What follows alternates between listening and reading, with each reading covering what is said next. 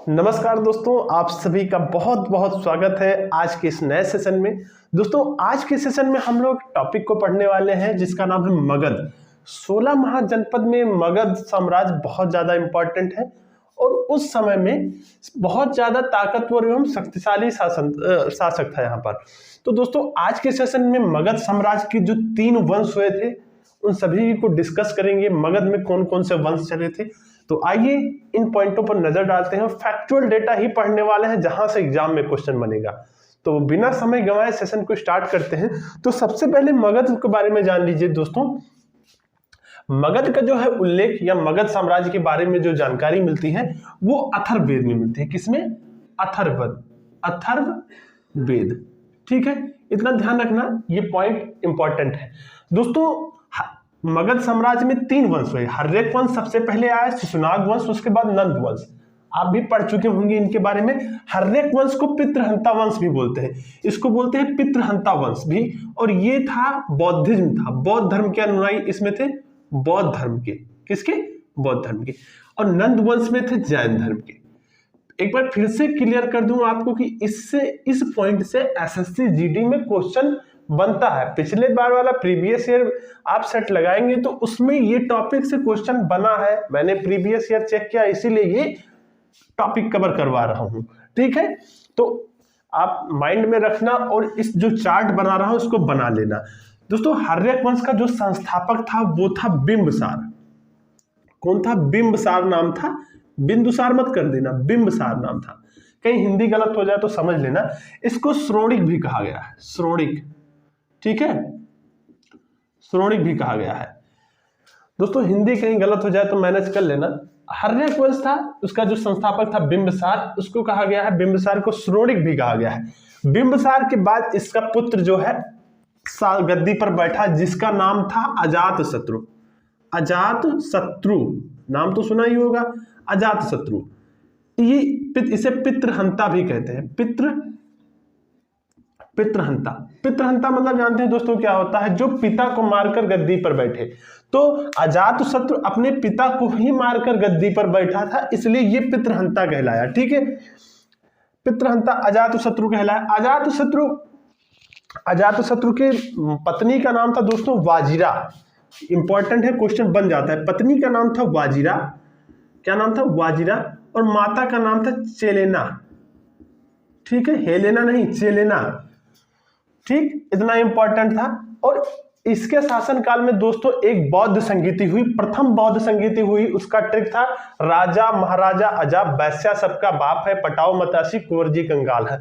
तो राजा मतलब राजगृह में हुई थी और महाकश्यप के अध्यक्ष में हुई थी और अजातशत्रु के शासनकाल में हुई थी। तो बहुत ज्यादा इंपॉर्टेंट है, याद रखना। इसके बाद दोस्तों इसका जो पुत्र था उद्यन। उद्यन का नाम सुना होगा, उद्यन। उद्यन भी अपने पिता अजातशत्रु को मारकर गद्दी पर बैठा और शासन प्रारंभ किया। उद्यन दोस्तों क्या था? उद्यन भी पितृहंता कहलाया, क्योंकि इन्होंने भी अपने पुत्र को, ये भी अपने पुत्र को मारकर बैठे थे। ठीक है, और इसने दोस्तों पहले शासन, जैसे ही शासन की बागडोर संभाली, इसने जो है वहां की राजधानी को ही बदल दिया। इसने राजधानी को राजगिरी को इसने राजधानी को दोस्तों कहां पर? राजगृह से पाटलिपुत्र को बना दिया। राजगृह से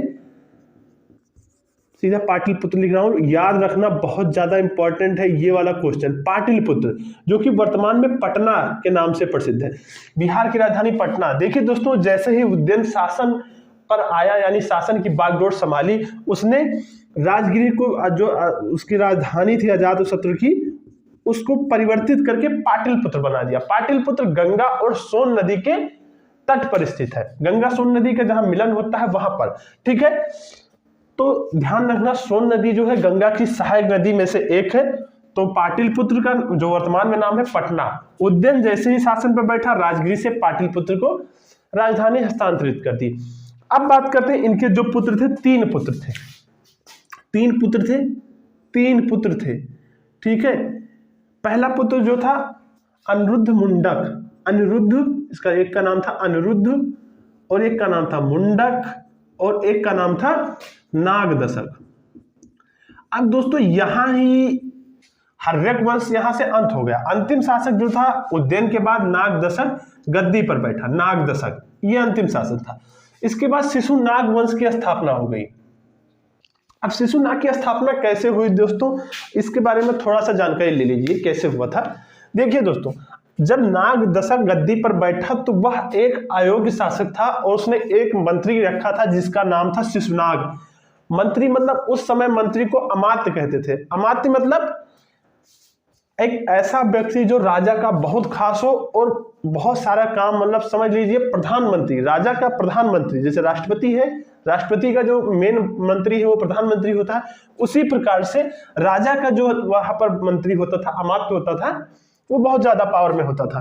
तो शिशुनाग उस समय नागदशक का अमात्य था और उसने नागदशक को हटाकर पदस्थ कर दिया क्योंकि वह एक अयोग्य शासक था और शिशुनाग वंश की स्थापना कर दी। ठीक, तो यहां से इतना समझ गए शिशुनाग, और इसने अपनी राजधानी पाटलिपुत्र से हटाकर कहां बना दिया, वैशाली बना दिया। कहां पर, वैशाली।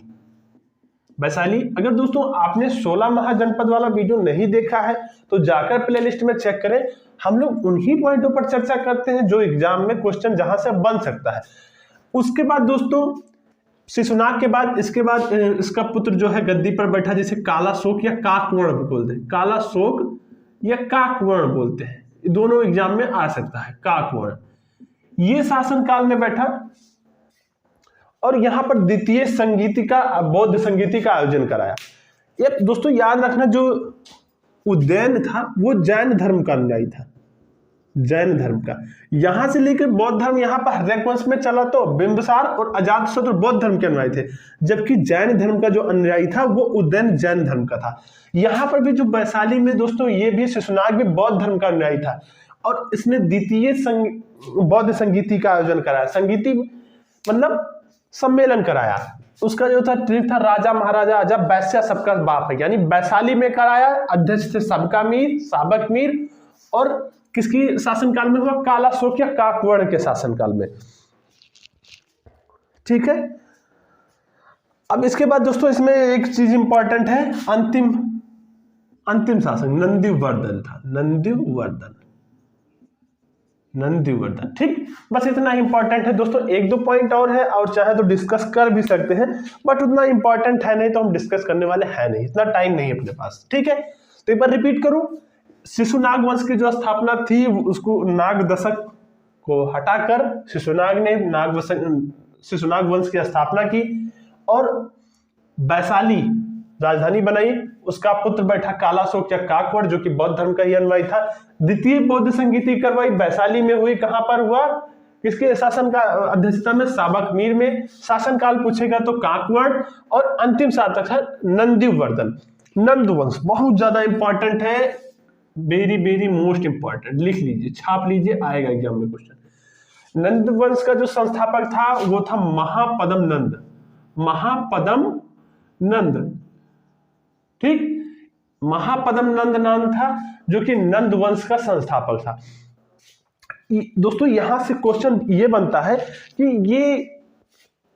ये इसको कई सारी उपाधि दी गई थी। एक उपाधि दी गई थी एक राट व एक छत्र। उपाधि इसको क्या मिली थी, उपाधि एक राट या एक छत्र। परशुराम का अवतार भी माना जाता है इसको। ठीक है, भार्गव कहते हैं, भार्गव, क्योंकि दोस्तों ये क्षत्रियों से बहुत ज्यादा दुश्मन रखता था नंद, ये महापद्म नंद। इसे परशुराम का अवतार बताया गया है, परशुराम का अवतार। दोस्तों नंदवंश में दो ही बहुत ज्यादा इंपॉर्टेंट है, एक है महापद्म नंद और दूसरा है घनानंद जो कि अंतिम शासक था। भार्गव बताया गया है, सर्वछत्रांतक कहा गया, सर्वछत्रांतक यानी सर्वथा क्षत्रियों का अंत करने वाला या क्षत्रियों का नाश करने वाला सर्वछत्रांतक कहलाता है। इसके जो दोस्तों एक इंपॉर्टेंट क्वेश्चन है, इसके एक मित्र थे पढ़नी, व्याकरणाचार्य पढ़नी इसी के शासन काल में थे और इसके मित्र थे। क्वेश्चन बन जाए मित्र तो इसके मित्र थे पढ़नी का तो नाम सुना ही होगा ना, व्याकरणाचार्य थे इसी के समय में, इसी के टाइम पीरियड में वो भी थे, और पढ़नी इसके महापद्म नंद के बहुत अच्छे मित्र थे। तो रिपीट करूं एक बार फिर से देखना, नंद वंश के जो संस्थापक थे महापद्म नंद, इनको उपाधि दी गई एक राट या एक छत्र।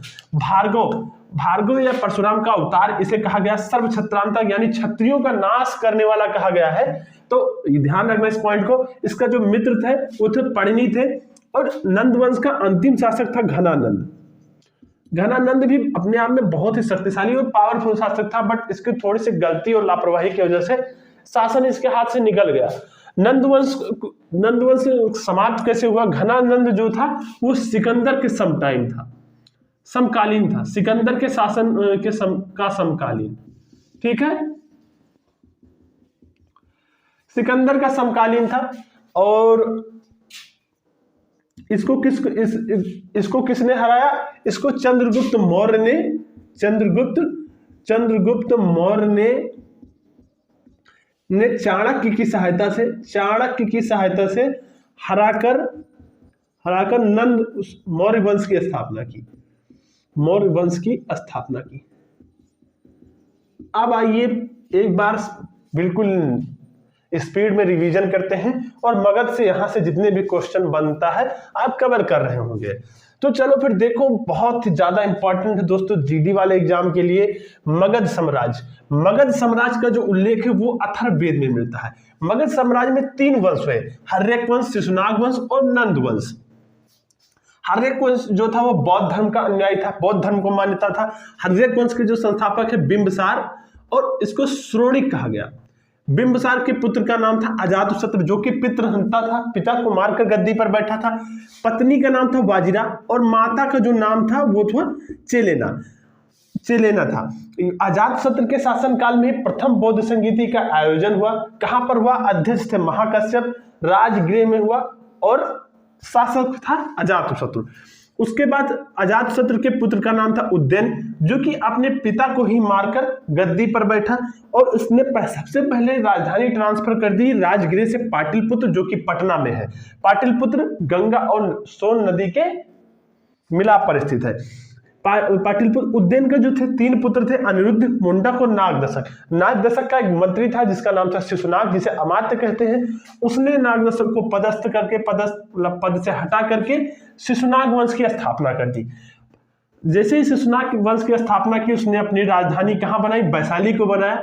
उसके बाद उसके शासनकाल में एक और इंपॉर्टेंट आता है, उसका पुत्र जो बैठता है कालाशोक या काकवर्ण आता है, और इसके शासनकाल में द्वितीय बौद्ध संगीति का आयोजन हुआ।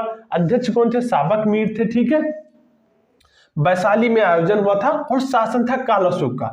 इसका अंतिम शासक था नंदीवर्धन के बाद महापद्म नंद आए। इन्होंने इसको हराकर मारकर कुछ करके नंद वंश की स्थापना की, जो कि जैन धर्म के सभी अनुयायी थे।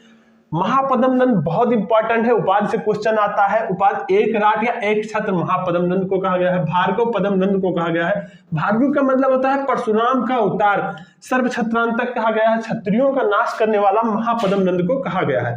इसके जो उस समय के मित्र थे वो थे पढ़नी, और घनानंद जो था अंतिम शासक था नंद वंश का, जो कि सिकंदर के समकालीन था, ठीक है। चंद्रगुप्त मौर्य ने चाणक्य की सहायता से घनानंद को हराकर मौर्य वंश की स्थापना की। तो यहां से दोस्तों इतना ही क्वेश्चन बनता है। अगर प्रीवियस ईयर आप सॉल्व करेंगे तो वहां से आपको ये सारे क्वेश्चन देखने को मिल जाएंगे। मैंने उन्हीं बिंदुओं पर चर्चा की है जो कि इंपॉर्टेंट था एग्जाम पॉइंट ऑफ व्यू से, बाकी सभी बिंदुओं पर चर्चा नहीं की है। यहां से अगर क्वेश्चन बनेगा तो आपका 1 नंबर मिल जाएगा। तो उम्मीद करता हूं आज के सेशन को आपने एंजॉय किया है और अच्छे से पढ़ाई की है। अगर ये वाला वीडियो कवर कर रहे हैं, कवर कर लेंगे, तो अगर एग्जाम में क्वेश्चन बनेगा तो आपका काम बन जाएगा। तो दोस्तों अब मुलाकात करते हैं आपसे एक नए वीडियो में, और बहुत ही जल्दी आपके लिए पॉलिटी का वीडियो आने वाला है। पॉलिटी बहुत ही इंपॉर्टेंट, बहुत ही सरप्राइजिंग रहेगा, तो जरूर चैनल पर नए हैं तो सब्सक्राइब कर लेना। और आज के 10 दिन बाद से दोस्तों बहुत ही घनघोर रिवीजन होगा, ठीक है। तो अब मुलाकात करते हैं आपसे एक नए वीडियो में, तब तक के लिए देखते रहिए this all bar gang. Okay, bye bye.